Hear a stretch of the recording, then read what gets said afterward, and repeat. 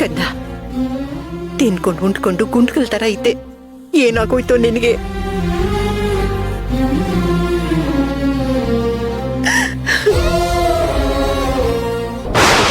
ಮುದ್ಕಿ, ಅವನ್ ಮುಂದೆ ನೀನ್ ಎಷ್ಟೇ ಅತ್ತು ಕರೆದು ಗೋಳಾಡಿದ್ರು ಅವನೇನು ಹೇಳಲ್ಲ. ಅವನೊಳಗೆ ಆ ಶಕ್ತಿ ಉಳ್ದಿಲ್ಲ. ಛೆ, ಯಾರ್ ಕಣ್ ಬಿತ್ತೋ ಏನೋ ನಮ್ ಭಾವಂಗ್ ಇಂಥ ಪರಿಸ್ಥಿತಿ ಬಂತು.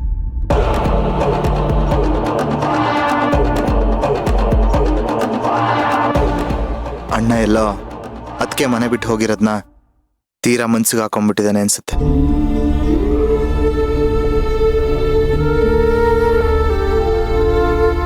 ಅದಕ್ಕೆ ಅವ್ನಿಗೆ ಊಟ ಸೇರ್ತಿಲ್ಲ, ಈ ತರ ಎಲ್ಲ ಆಗ್ತಿದೆ ಅನ್ಸುತ್ತೆ. ಸೇವಂತಿ ಗಂಡನ ಮೇಲೆ ಪ್ರಾಣನೇ ಇಟ್ಕೊಂಡಿದ್ದಲ್ಲೇ ನೋಡು ನಿನ್ ಗಂಡ ಹೇಗ್ ಒದ್ದಾಡ್ತಿದ್ದಾನೆ. ನಿನಗೆ ಗೊತ್ತಾಗ್ತಾನೆ ಇಲ್ವಾ? ಎಲ್ಲಿದ್ಯಾ ಸೇವಂತಿ? ಬೇಗ ಬಾರೆ. ಬಾ ಸೇವಂತಿ ಬಾ, ನಾನ್ ನಿನ್ಗೋಸ್ಕರನೇ ಕಾಯ್ತಾ ಇದ್ದೀನಿ. ಬಾ ಬೇಗ ಬಂದ್ಬಿಡು ಕಂದ. ಇದನ್ನೆಲ್ಲ ನನ್ನ ಕೈಯಿಂದ ನೋಡಕ್ ಆಗ್ತಿಲ್ಲ ಕಡೆ.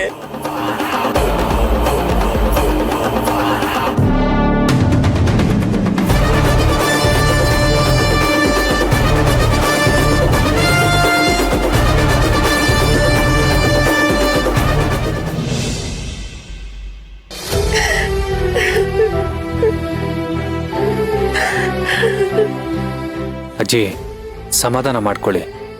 ನೀವೇ ಧೈರ್ಯ ಹೇಳ್ಬೇಕಾಗಿರೋ ಸಮಯದಲ್ಲಿ ಈ ರೀತಿ ಅಳ್ತಾ ಕೂತ್ರೆ ಹೇಗೆ? ಇವನ್ ಪರಿಸ್ಥಿತಿ ನೋಡಿ ನಾನು ಹೇಗೋ ಸಮಾಧಾನ ಮಾಡ್ಕೊಳ್ಳಿ. ವಯಸ್ಸಿನ ಹುಡುಗ ಇವನು ಬಂದಿರೋ ಕಷ್ಟ ನನಗ್ ಬರಬಾರ್ದ ಅಂತ ಇದೆ ಕಣೋ.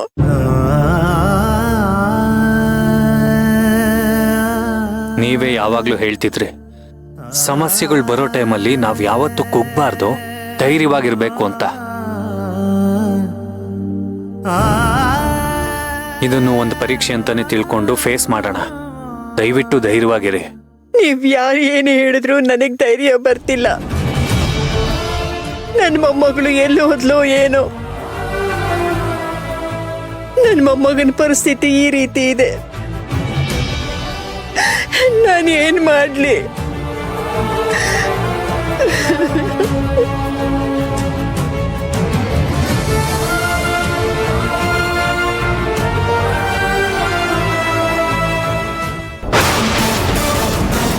ಬಾರೋ ಮಗ್ನೆ, ಇಳ್ದು ಬಾರೋ. ಏನಾಯ್ತು ನಿಂಗೆ? ಯಾರಾದ್ರೂ ನನ್ ಮಗನ್ ಕಾಪಾಡ್ರಿ. ನನ್ ಮಗ ಅಯ್ಯೋ, ಯಾರಾದ್ರೂ ಕಾಪಾಡ್ರಿ. ಯಾಕೋ ಅಲ್ಲೋಗ್ ನಿಂತಿದ್ಯಾ? ಇಳ್ದ್ ಬಾರೋ. ಬಾ, ಇಳಿದ್ ಬಾರಪ್ಪ. ಬಾರೋ, ಇಳಿದ್ ಬಾರೋ. ಏನು ಮಾಡ್ಕೋಬೇಡ.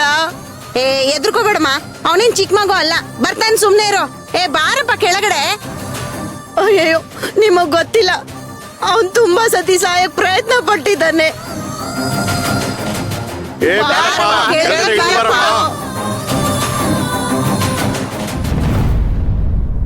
ಪ್ರಿಯಾ, ಪ್ರಿಯಾ, ಪ್ರಿಯಾ ನಿಂತ್ಕೋ.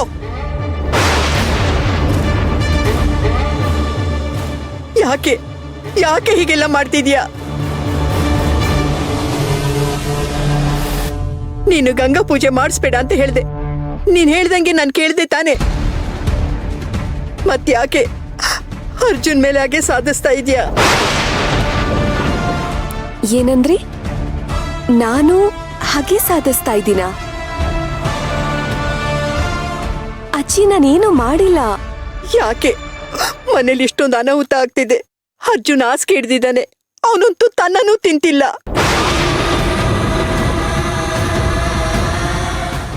ಇಷ್ಟೆಲ್ಲ ಆದ್ರೂ ನಾನೇನು ಮಾಡಿಲ್ಲ ಅಂತ ಸುಳ್ಳು ಬೇರೆ ಹೇಳ್ತಿದ್ಯಲ್ಲೇ. ಅಜ್ಜಿ, ನೀವು ನಂಬದ್ರೆ ನಂಬಿ, ಬಿಟ್ರೆ ಬಿಡಿ. ನಾನ್ ನಿಜವಾಗ್ಲೂ ಏನು ಮಾಡಿಲ್ಲ ಅಜ್ಜಿ, ಮಾಡಿಲ್ಲ. ನೀನೇನು ಮಾಡ್ದಲೆ ಅರ್ಜುನ್ಗೆ ಈ ಪರಿಸ್ಥಿತಿ ಬರುತ್ತೇನೆ. ನೋಡಿ ಅಜ್ಜಿ, ಪ್ರತಿಯೊಬ್ಬ ಮನುಷ್ಯನ್ಗೂ ಅವ್ರವ್ರು ಮಾಡಿರೋ ಕರ್ಮ ಕಾಡ್ತಾ ಇರುತ್ತೆ. ಹಾಗೆ ಅರ್ಜುನ್ ಸರ್ಗೂ ಅವ್ರು ಮಾಡಿರೋ ಕರ್ಮ ಕಾಡ್ತಿದೆ ಅಷ್ಟೇ. ಸಾಕ್ ಸುಮ್ನೆ ಇರೆ. ಇದುವರೆಗೂ ನನ್ನ ಮೊಮ್ಮಗ ಯಾರಿಗೂ ಅನ್ಯಾಯ ಮಾಡಿಲ್ಲ, ದ್ರೋಹ ಮಾಡಿಲ್ಲ. ಅವನು ಯಾಕೆ ಕರ್ಮ ಕಾಡುತ್ತೆ? ನಿಮಗ್ ಗೊತ್ತಿರುತ್ತಾಜಿ ಯಾರು ಏನೇನ್ ಮಾಡಿರ್ತಾರೆ ಅಂತ? ಜನ್ಮ ಜನ್ಮಾಂತರಗಳ ಕರ್ಮ ಫಲಗಳಿರುತ್ತೆ. ಸುಮ್ನೆ ಎಲ್ಲದಕ್ಕೂ ನನ್ನ ಬ್ಲೇಮ್ ಮಾಡಬೇಡಿ. ನೋಡು, ನಿನ್ನ ಹತ್ರ ವಾದ ಮಾಡೋ ಶಕ್ತಿ ನನಗಿಲ್ಲ. ನಾನು ಕಳ್ಕೊಂಡ್ಬಿಟ್ಟಿದ್ದೀನಿ. ಒಂದ್ ವೇಳೆ ಇದೇನಾದ್ರು ನಿಂದೆ ಕುತಂತ್ರ ಆಗಿದ್ರೆ ಇದನ್ನ ಇಲ್ಲಿಗೆ ನಿಲ್ಸ್ಬಿಡು.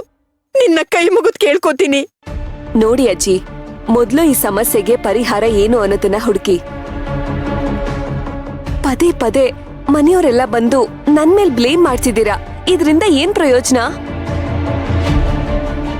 ಮೊದ್ಲು ಇದಕ್ಕೆ ಪರಿಹಾರ ಹುಡುಕಿ.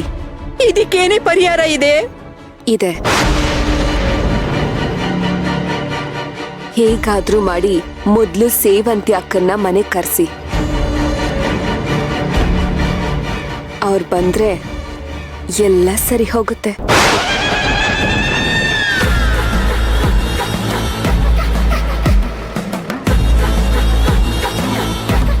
ಪೊಲೀಸ್ನವರು ಈಗಾಗ್ಲೇ ಎಲ್ಲಾ ಕಡೆ ಹುಡುಕ್ತಾ ಇದ್ದಾರೆ, ಆದ್ರೆ ಅವಳೆಲ್ಲೂ ಸಿಗ್ತಾ ಇಲ್ವೇ? ನೋಡಿ ಅಜ್ಜಿ, ಅರ್ಜುನ್ ಸರ್ಗೆ ಏನಾಗಿದೆ ಅಂತ ಗೊತ್ತಿಲ್ಲ. ಆದ್ರೆ ಸೇವಂತಿ ಅಕ್ಕ ಮನೆ ಬಿಟ್ಟು ಹೋಗಿರೋದ್ರಿಂದ ಅರ್ಜುನ್ ಸರ್ಗೆ ತುಂಬಾ ದೊಡ್ಡ ಆಘಾತ ಆಗಿದೆ. ಯಾಕೆ ಅಂದ್ರೆ ಅವರು ಅಕ್ಕನ್ನ ತುಂಬಾ ಪ್ರೀತಿಸ್ತಾ ಇದ್ರು. ಅವ್ರಿಲ್ಲ ಅನ್ನೋದನ್ನ ಅವ್ರ ಕೈಲಿ ಡೈಜೆಸ್ಟ್ ಮಾಡ್ಕೊಳ್ಳೋಕ್ಕೂ ಆಗ್ತಿಲ್ಲ.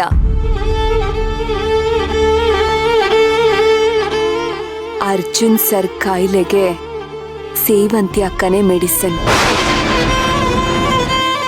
ಇದನ್ನ ಮೊದಲು ನೀವ್ ಅರ್ಥ ಮಾಡ್ಕೊಳ್ಳಿ.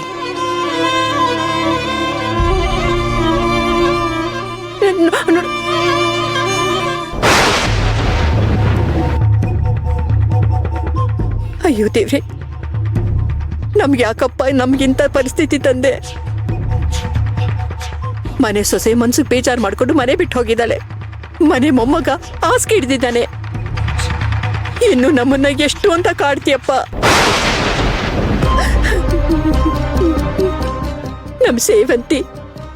ನಮ್ ಸೇವಂತಿ ಎಲ್ಲೇ ಇದ್ರು ಮನೆಗ್ ಬರೋ ಹೋಗ್ ಮಾಡಪ್ಪ. ಬೇಗ ಮನೆಗ್ ಬರೋ ಹೋಗ್ ಮಾಡು. ನಿಜವಾಗ್ಲೂ ಇವಳ ಮೈ ಮೇಲೆ ಮಣಿ ಇಲ್ವಾ? ಒಂದ್ ವೇಳೆ ಮಣಿ ಇರೋದೇ ನಿಜ ಆಗಿದ್ರೆ ಅಜ್ಜಿ ಪ್ರಿಯಾ ಅಂತ ಕರೆದ ತಕ್ಷಣ ಅವಳು ತಿರುಗಿ ನೋಡ್ಬೇಕಿತ್ತು. ಆದ್ರೆ ಅವಳು ತಿರುಗಿ ನೋಡ್ಲೇ ಇಲ್ವಲ್ಲ.